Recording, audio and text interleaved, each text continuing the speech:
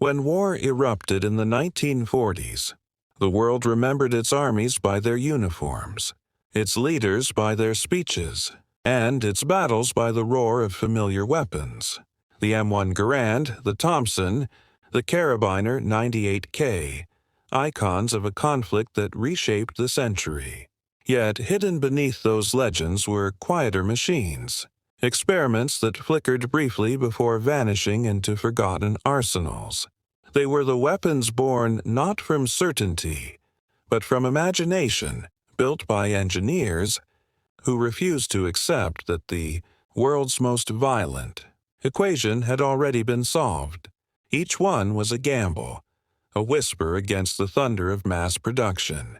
They were strange, elegant, fragile, ideas too bold or too costly to survive the factories of war, and though their barrels cooled decades ago, their influence still echoes through every weapon designed since. Because history remembers victory, not invention. But if you look closely at the margins of old photographs, the story changes. There, in the blurred hands of soldiers and prototypes, lie the ghosts of weapons that changed history, not through the noise they made, but through the possibilities they proved. These are their stories, long buried beneath the silence of progress. In the dense jungles of the Pacific, where sound traveled farther than sight, Japan crafted a weapon meant to speak softly, the Type 100 submachine gun. It wasn't built for spectacle, but for precision. With its sleek frame and subtle recoil, it carried the quiet discipline of the nation that made it. While other armies churned out weapons by the millions, Japan produced the Type 100 in handfuls, each one hand-fitted, almost artisanal, as if the war itself were another craft to be perfected. It was a soldier's companion built for a world closing in. Lightweight, adaptable, silent when needed. But scarcity became its downfall. For every one Type 100 that found its way into battle, 100 enemies carried something simpler, louder, and faster to make. Still, the weapon endured in whispers, stories of its smooth handling, its ghost-like efficiency. The Type 100 never conquered a front line, but it captured an idea that elegance and lethality could coexist. And in the rare photographs that remain, it looks less like a tool of war and more like an artifact of intention, a reminder that even in chaos, there were still those who sought beauty in the act of survival. Among the storm of innovation that defined Germany's wartime industry, few weapons embodied ambition. Like the FG-42, it was born from a question no one else dared to ask. Could one rifle do everything? Designed for paratroopers, men, who dropped behind enemy lines with little more than what they carried, the FG-42 had to be light as a rifle, fast as a machine gun, and precise as a marksman's tool.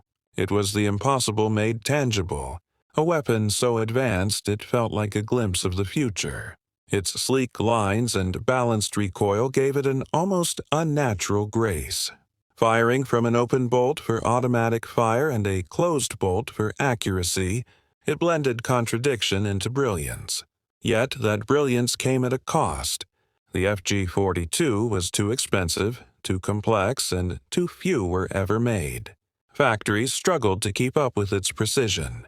Soldiers struggled to believe such a weapon could even exist amid scarcity and ruin.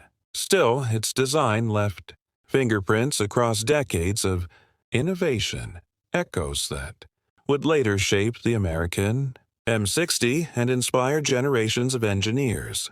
The FG-42 never won a war, but it defined what progress looked like when imagination outpaced necessity. In its steel and symmetry lived a paradox, a machine built for destruction, yet remembered for its beauty, a weapon that flew too high and paid the price for seeing too far ahead. In the dark corridors of Britain's wartime intelligence, silence was a language all its own. The Delisle carbine was built to speak it fluently, To look at it, you'd think it an ordinary rifle, compact, understated, unremarkable. But when it fired, the sound barely rose above a whisper. Its barrel, wrapped in a long suppressor, swallowed the noise of violence until it became something ghostly.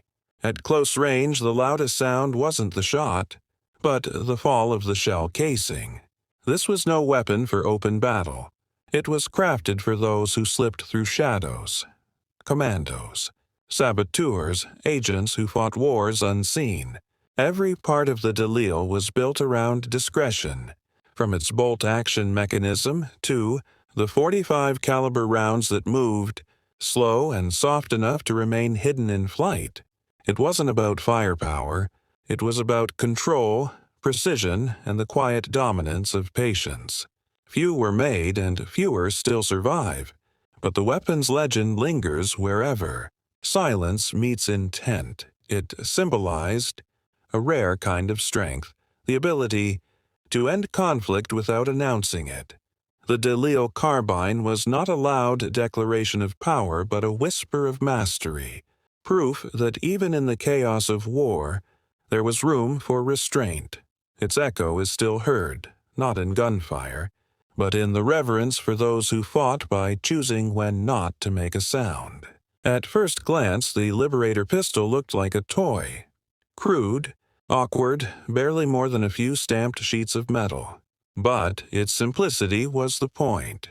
Designed in secret by the United States and produced for less than $1 apiece, it was meant not for soldiers, but for those who had none.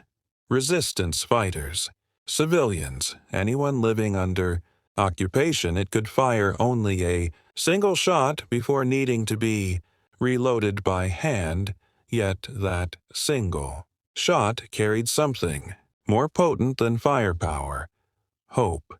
The Liberator was a message disguised as a weapon. Dropped by the thousands over Europe and Asia, it whispered the same quiet rebellion. You are not powerless.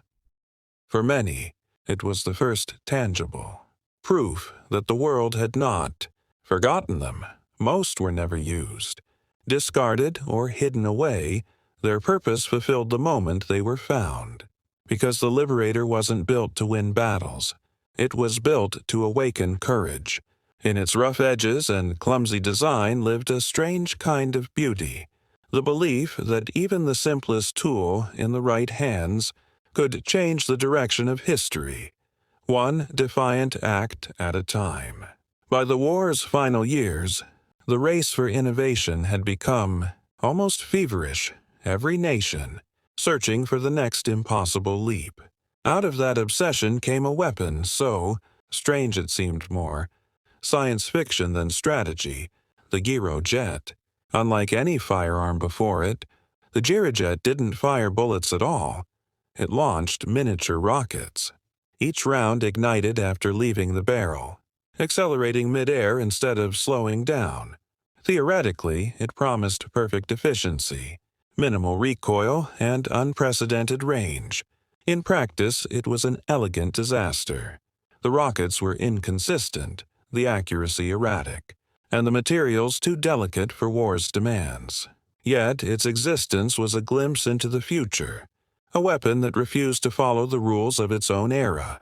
Those who tested it spoke of awe and frustration in equal measure. It was both a marvel and a misfit, too visionary to be useful, too flawed to be forgotten. The Gyrojet never made it to the front lines, but its spirit lived on. It captured something profoundly human, our refusal to stop dreaming, even in the shadow of destruction. To build such a weapon in a time of ruin was an act of defiance, a statement that imagination itself, like fire, refuses to die. And though the Gyrojet failed as a gun, it succeeded as a prophecy, a reminder that the future often arrives too early, disguised as failure. When the smoke of war finally cleared, the world remembered its victors, not its visionaries. The rare weapons that once flickered in laboratories and field tests were left to rust, their stories buried under the weight of more famous machines. Yet their legacy endured. not in firepower, but in imagination. Each failed experiment became a blueprint for the next generation, a quiet seed of progress planted in the ruins of ambition. The Type 100's precision, the FG-42's daring, the Delisle's silence, the Liberator's defiance, the Girojet's audacity, all fragments of a single truth. Innovation rarely wins the first war it fights. These weapons remind us that greatness often hides behind imperfection, waiting for the world to catch up. In their silence and obscurity, they left behind a lesson far louder than any gunfire, that history's most powerful inventions are often the ones too rare to be seen.